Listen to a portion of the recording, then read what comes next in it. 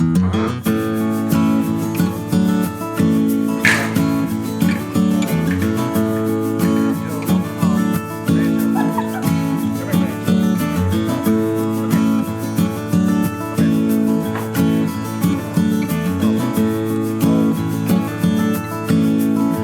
morning, Jolene. Why are you on Ma's car? Looks like we have a new friend this morning.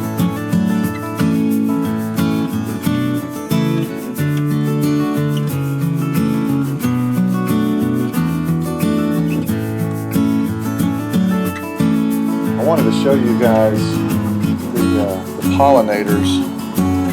There are some large butterflies. There's a lot of them on these flowers, but I don't see any of the big ones right now, but so many small ones, as you can see. And then there's always Jolene. Yeah.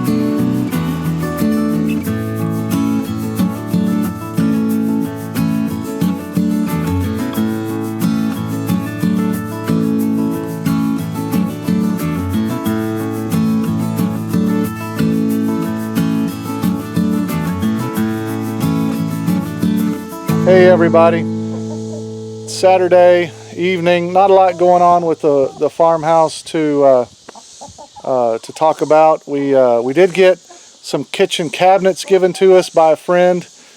Shout out to Israel. Thank you, buddy, for those. So we pretty much have everything we're going to need in the kitchen.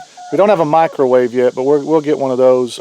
We have a microwave, but just one of the over the stove kind we want to get. But we've been doing just a lot of cleanup and patching holes and things like that the last couple days. So not a lot to show for the last couple days' work on the farmhouse. So I wanted to talk to you about chickens. And you've seen my chickens in the last few videos, but I've been watching a lot of YouTube stuff and just researching, and pretty much all the experts out there, you know, guys like Joel Salatin, Justin Rhodes, those kind of guys, are saying that if you're going to farm, if you're going to homestead, chickens are the place to start. If you can't raise a chicken, you can't raise anything. I mean, they're pretty easy. So I went out, when I first started thinking about this about 6 months ago, went out and got 6 chickens. Where we live here in Arkansas, that's the minimum. You have to buy at least 6 chickens if you buy them from a feed store. So I bought 6 chickens.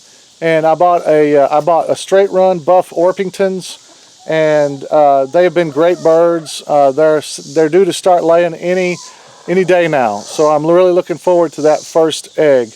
And I think, which would be amazing for a straight run, but I think I got 5 hens and 1 rooster, which is just perfect. I mean, you couldn't ask for anything better. I think we'll see. A couple of these may actually turn out to be roosters, but I don't think so. I think I only have 1. So here they are. They're just kind of walking around. I've gone over and cut up some of my pears that have fallen on the ground. So you can see the one rooster there. That's the only one I've got, I think. I don't know if I cut them up small enough. They may have to work on those a little bit, or they may be too sour. I don't know. I thought they would like them, but we'll see. I built a couple of chicken tractors. The first one I built was way too big, so I built it for laying hens. So I built a little nesting box in the back, and they could live on this, but I also wanted to make it mobile so that I could move it to fresh grass every couple days, which is what I do. Every couple days they get new grass, and so, but it's just too heavy. It's all I can do to move it by myself, and the design's not very good. I'm going to have to work on it, and I'll tell you about that. I was thinking to myself, you know, on a straight run, you may only get 2 or 3 hens, and I didn't think that would give me enough eggs. So then I went out and I bought 6 more pullets, and I decided this time that I was going to get a variety. So here is that small flock. You see the one white one with some of the black, that is a Brahma. They're kind of cool. They have the feathers around their feet. Get out of the way. These Orpingtons, they just are curious birds. Get out of the way. The black ones that kind of look like small crows, those are Australorps. And the striped looking ones are called Barred Rock. And they're Plymouth Rock chickens, and barred is actually the color pattern.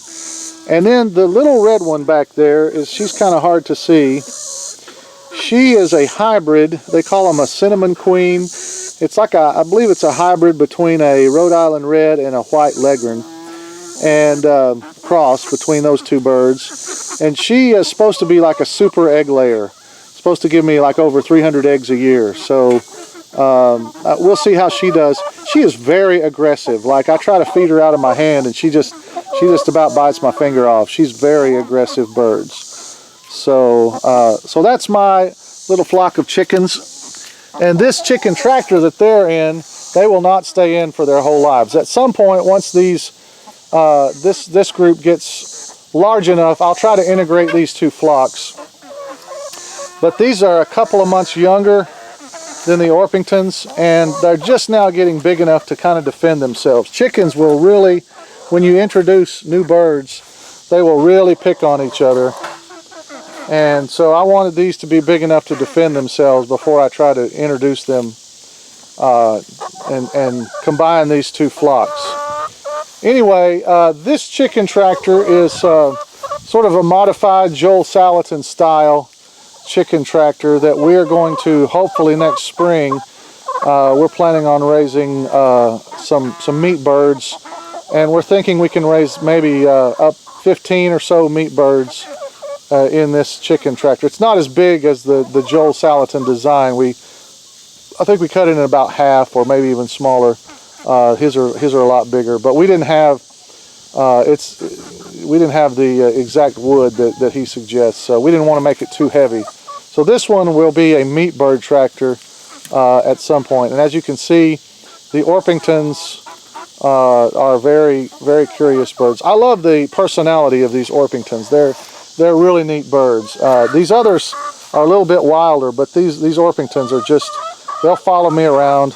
And the plan is to raise some more laying hens and also some more meat birds next spring. So we'll see how that goes.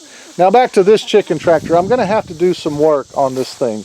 I made it so that I could come here and I could just raise up this and get the eggs out. But I made a mistake. When I first put these birds in here, I went ahead and put the laying boxes, and I made them out of buckets, which that's fine, but I put them up on this shelf. And as you can see, this is pretty nasty. They sleep up on this shelf, and they just poop all over it. And so I'm gonna take this shelf out, and I'm just gonna put in some roosts, and then once they do start laying, I'll put the nest box, and I may put one of those buckets back in there somehow, but I'm gonna take that shelf out and just put roosts in there, because they really just make it nasty and poop all over it. And I tried to put some hay in there and some different things, sawdust, and they just kick it out and make their own little bed and sleep in there. So I like this little chicken waterer. That's a really cool. I bought the little red deal off Amazon and got the bucket and made a little water. And I can fill that bucket up, and that water will last them. It would last them probably 4 or 5 days, but I change it every couple days just to keep them in fresh water. I'm really looking forward to my first eggs. These birds are due, like I said, to start laying any day. They're coming up on 6 months old, so we should be getting some fresh eggs at any time. In the evenings, I'll let both flocks out from time to time, just so they can forage. They need to learn to start foraging on their own, and that way I don't have to feed them as much. They can feed themselves. And so for a couple hours a day, they get out and get to just roam around. They don't really go far, to be honest. They just kind of stay in this small area of the yard and do just fine. So they're getting ready to go to bed. They're doing their last foraging as the bugs come out for the evening, and they're going to be going to bed pretty soon. Chook, chook, chook, chook, chook, chook, chook, chook, chook.